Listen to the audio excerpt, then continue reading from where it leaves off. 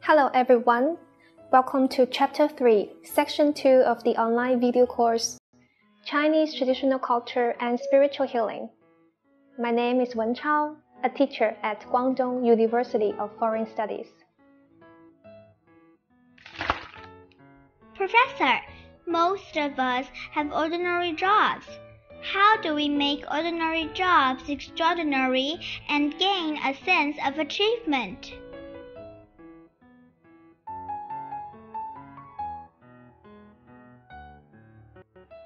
If you leave it to others to judge whether your work is ordinary or not, it's hard for you to gain a steady sense of achievement. As mentioned in my previous classes, there are 3 types of business in the world: your own business, other people's business, and heaven's business. To judge whether we are good or bad, it is other people's business. It is unnecessary to have expectations for others to be in line with your own ideas or behaviors, not to mention letting others decide whether you have attained a sense of achievement. This is what Zhuangzi called truly independent, which means that we need to be the best of what we can and do not depend on others. Therefore, if you want to gain a steady sense of achievement from your own career, you need to first understand that it doesn't matter whether people consider your career and performance average or not.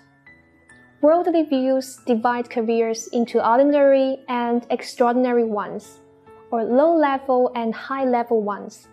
But in the view of Tao, these careers are all equivalent, which is the so-called 道通为一. This sense of identity with their occupations, the positive self-awareness, and considering their jobs to be equal to any other occupation are, in my opinion, close to the self-awareness of Tao.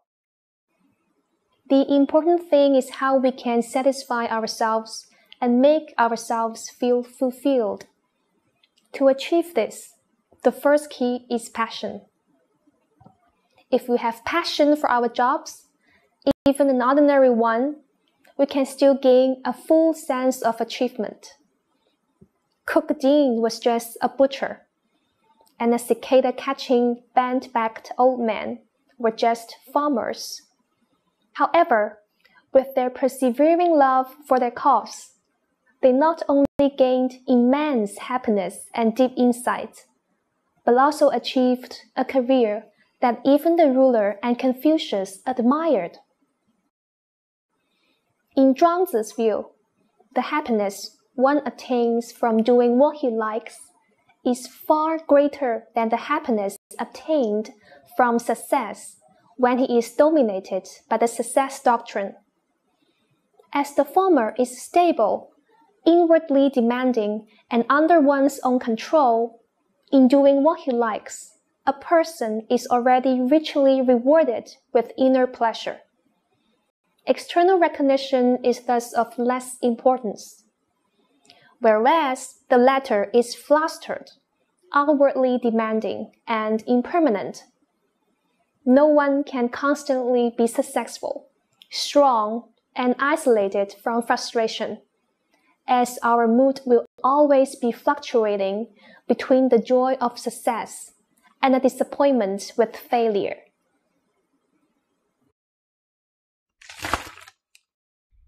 Professor, what if my career is chosen by my parents? Or perhaps I have to choose it for some reason, and I just fail to love it.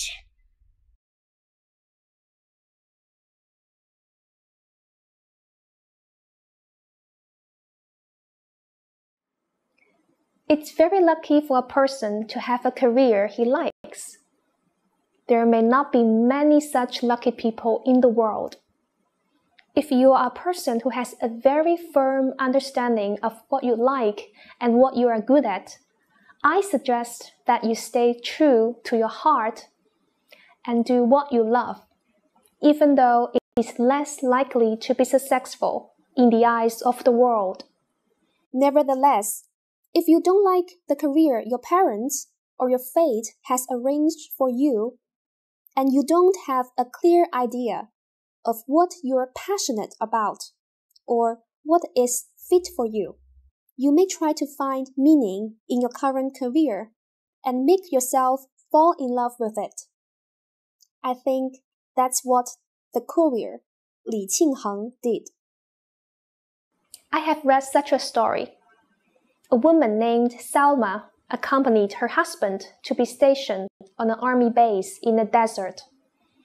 As her husband often had tasks to do, Salma not only had to endure the difficult living conditions, but also felt very lonely due to the language barrier. She couldn't help but write to her parents, who wrote back to her. Two men looked out of the iron windows of their cells. One saw the earth, whereas the other saw the stars. After reading the letter, Salma was enlightened and decided to find her own star in the desert. She began to learn the local language, study plants in the desert, and watch desert sunsets. As a result, her life became colorful. Afterwards, she even wrote a best-selling book out of her life. In the book, the life experience that was supposed to be dirt turns out to be as glittering as stars. Passion sometimes can be cultivated, as long as you discover its meaning. Therefore, there are two ways to achieve self-pursuit in life. One is to engage in the cause that we love. The other is to love the cause we are engaged in. The second key to gain a sense of achievement is concentration and engagement. Passion alone is not enough. We need to put it into action and do a good job, applying our attention firmly to it. Focus can lead to great efficiency. For example, a man goes to drill a well. If he hammers here and there haphazardly, he will not get a drop of water. But if he perseveres to drill a well, then he may get not only water, but also oil. Cai Zhizhong, a famous cartoonist, once said that time is a process of calculus. If an hour is worth 10 yuan, split it into 2 half hours, and it may not be worth 5 yuan. And for 15 minutes may not even be worth 1 yuan. Conversely, 10 consecutive hours are worth tens of millions of yuan. Continuous accumulation of time can generate an exponential multiplying effect. You probably have heard of the 10,000-hour rule. The 10,000-hour rule was put forward by the writer Gladwell in his book, Outliers. He wrote in it, "The reason why geniuses in people's eyes are extraordinary is not that they are endowed with higher aptitude, but that they have made sustained effort. 10,000 hours of training is required for everyone to go from mediocre ones to world-class masters." Focusing on what you love, in addition to being greatly productive, can also be enormously enjoyable. In psychology, there is an important concept called flow, which was put forward by the positive psychologist Mihai Csikszentmihalyi. Flow refers to the state where a person, on the premise of self-consciousness and spontaneity, shows a strong interest in a certain activity, devotes himself to it entirely, gives full play to its advantages, and enters a state of complete immersion. To put it simply, flow is a state of mind where a person is fully engaged in something. Flow involves feelings like pleasure and selflessness. and is accompanied by a high degree of excitement and fulfillment. In flow, one is heartily aware of the passage of time and changes in his surroundings. Time flows like water through one's life. In the creation and appreciation of works of art, flow is common. In the movie The Shawshank Redemption, what happens when the tragic hero plays and enjoys the opera in the warden's office is flow. Also, flow at work is not strange. Nobel was so obsessed with making explosives that although his younger brother was killed in a chemical plant explosion, he could not stop himself from returning to the laboratory. Edison was so fascinated with inventing electric lamps that he, in 13 months, had experimented with nearly 1,600 kinds of materials before finding a suitable method. It is the reward of flow that encouraged Nobel and Edison to overcome so many difficulties and reach the summit of their careers. Professor, the protagonists of these examples of flow, Nobel and Edison, are all extraordinary. Their careers are also lofty. I am just a very ordinary person with a very ordinary job. Can I possibly reach the state of flow?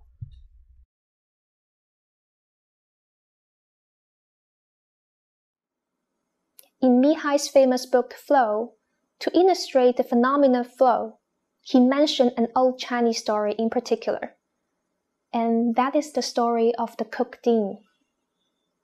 Is the bloody and daunting slaughtering work a lofty occupation in the eyes of the world? Certainly not, but the cook Dean turned it into a hearty solo performance, with his elegant moves. The sound of the knife made when he untangled the bull was like a beautiful piece of music. For the cook Dean, this process involved no blood, but happiness and beauty, which even stunned the ruler. Is courier a high-class profession in the eyes of the world?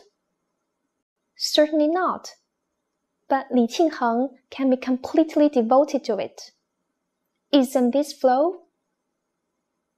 With passion and focus on action, even an ordinary life can therefore become extraordinary.